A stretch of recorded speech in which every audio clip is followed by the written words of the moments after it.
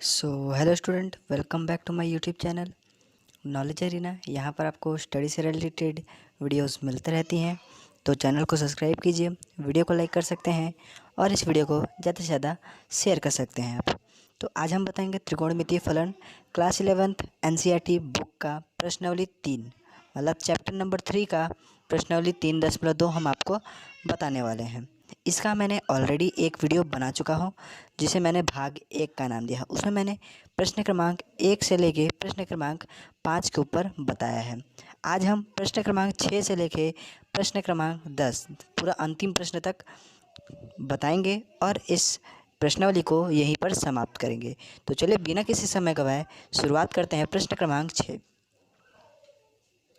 तो प्रश्न क्रमांक 6 में लिखा गया है, साइन 765 अंश का मान ज्ञात कीजिए। देखिए, मैंने आपको पहले एक वीडियो में बताया था कि आपको चतुर्थांश कितने होते हैं, 4 चतुर्थांश होते हैं। पहले चतुर्थांश में 0 से 90 के बीच में होते हैं, दूसरे चतुर्थांश में 180 और 90 के बीच में होते हैं, तीसरा चतुर्थांश 180 से 270 के बीच होता है और चौथा चतुर्थांश 270 और 360 के बीच होता है। लेकिन यहाँ तो अंश आया है 765। तो यहाँ पर एक चीज़ ध्यान दीजिए, हल, सबसे पहले हल लिखते हैं। हल में लिखेंगे, हम जानते हैं कि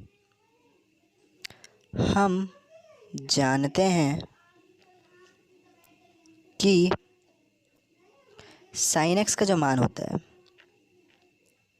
साइन एक्स का मान एक इंटरवल के बाद पुनः वैसा ही हो जाता है, अर्थात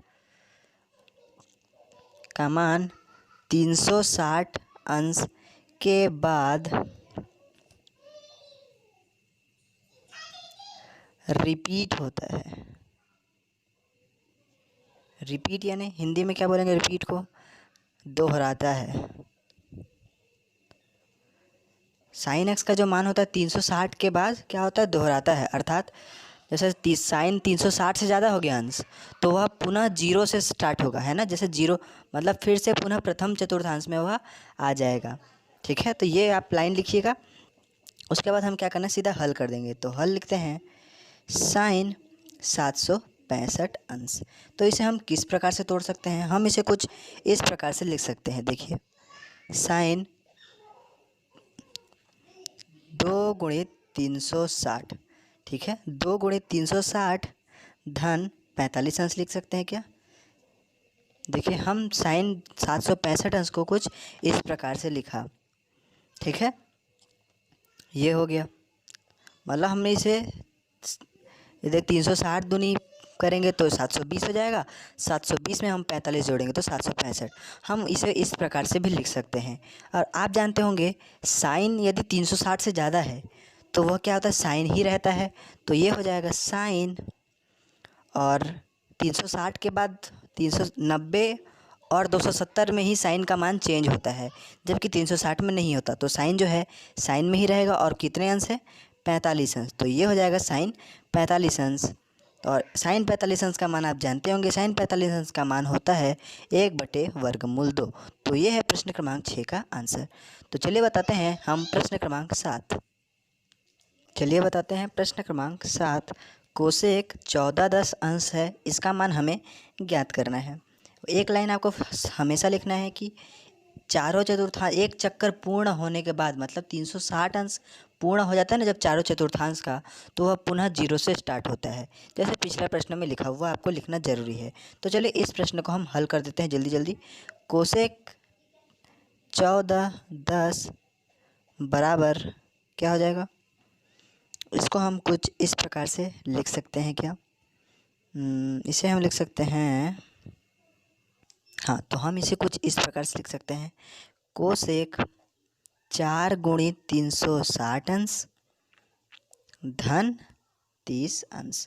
360 का गुणा यदि हम 4 बार करेंगे तो वो हो जाता है 1440, है ना। और 1440 में हम 1440 ये माइनस हो जाएगा, ठीक है, ये माइनस थीटा होगा। में 30 घटा देंगे तो हमारे पास मिल जाएगा 1410, ठीक है।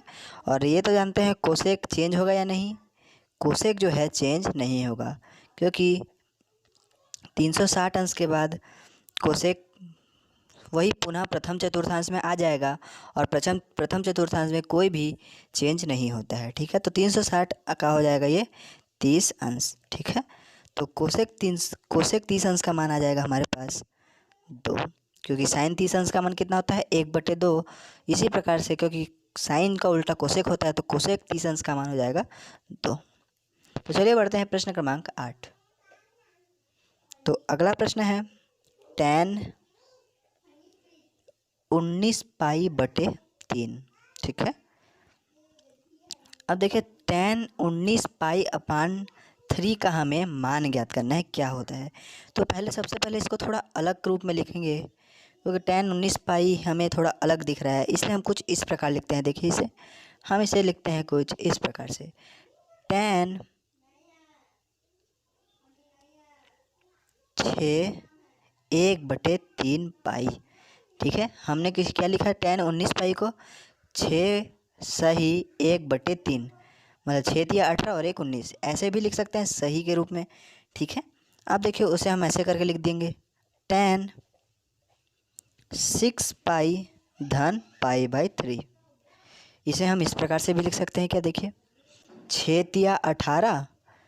दिया 18 और 1 19π, मतलब ले दे के यही आ रहा है ना, 19π लाना है हमें, उस प्रकार से तोड़ना है। देखिए हमने इसे तोड़ा 6 दिया 18 और 1 19π/3।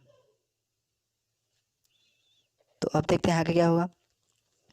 तो ये हो जाएगा tan π/3। अगर ये सब आपको समझ नहीं आ रहा तो आप चतुर्थांश वाली वीडियो देख लीजिए, लिंक डिस्क्रिप्शन पर है।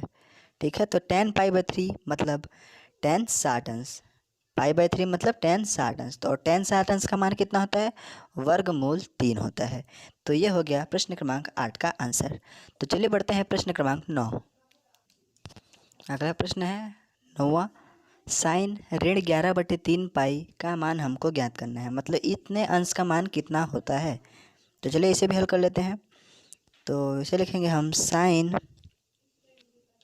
इसे लिख देंगे हम, हाँ ये देखिए इसे हम कुछ लिख सकते हैं 4π - π/3, ऐसे लिख सकते हैं क्या। देखिए इसे 4 तिया 12, 12 में क्या 1 पाई गया, 12 में गया 11, तो 11 π/3 आ जाएगा। तो अब ये साइन के साथ क्या है, π/3 है, तो π/3 को हम लिख देंगे साइन π/3। तो साइन π/3 का मान कितना होता है, वर्गमूल 3/2, अर्थात साइन 60 अंश का मान, साइन 60 अंश का मान कितना होता है, वर्गमूल 3/2। तो ये हो जाएगा इसका आंसर। ठीक है, देखिए आपको बस ध्यान देखना है कि हम किस प्रकार से तोड़ें, ये आपको ध्यान रखना है। चलिए पढ़ते हैं इस प्रश्नावली का अंतिम प्रश्न, प्रश्न क्रमांक 10। इसमें बताया गया है, इसमें हमको हल करना है cot ऋण 15π/4 को। ठीक है, इसको भी हमको हल कर देंगे। देखिए बहुत ही सिंपल प्रश्न है। इसे हम क्या कर सकते हैं, इसे हम लिखेंगे वही cot 4π 4π, और क्या लिख सकते हैं हम 4π ऋण π/4 लिख दो, है ना। 4π/4, 4 × 16, 16 में 1 15, 15 π/4 आ जाएगा। तो क्या हो जाएगा, ये cot π/4, और cot π/4 का मान क्या होता है, 1 होता है। तो ये हो गया इसका आंसर। सो यदि आपको वीडियो पसंद आता है तो वीडियो को लाइक कर सकते हैं। चैनल को अभी तक सब्सक्राइब नहीं किया है तो चैनल को ज़रूर से ज़रूर सब्सक्राइब कीजिए। मैं इसी तरह के स्टडी से रिलेटेड वीडियोस लाते रहता हूं, जो कि क्लास 11, 12 एंड 9, 10 से रिलेटेड होते हैं। कमेंट करके सजेशन आप मुझे बता सकते हैं कि वीडियो में और क्या सुधार ला सके हूँ। तो मिलते हैं आपसे नेक्स्ट वीडियो में, तब तक के लिए धन्यवाद।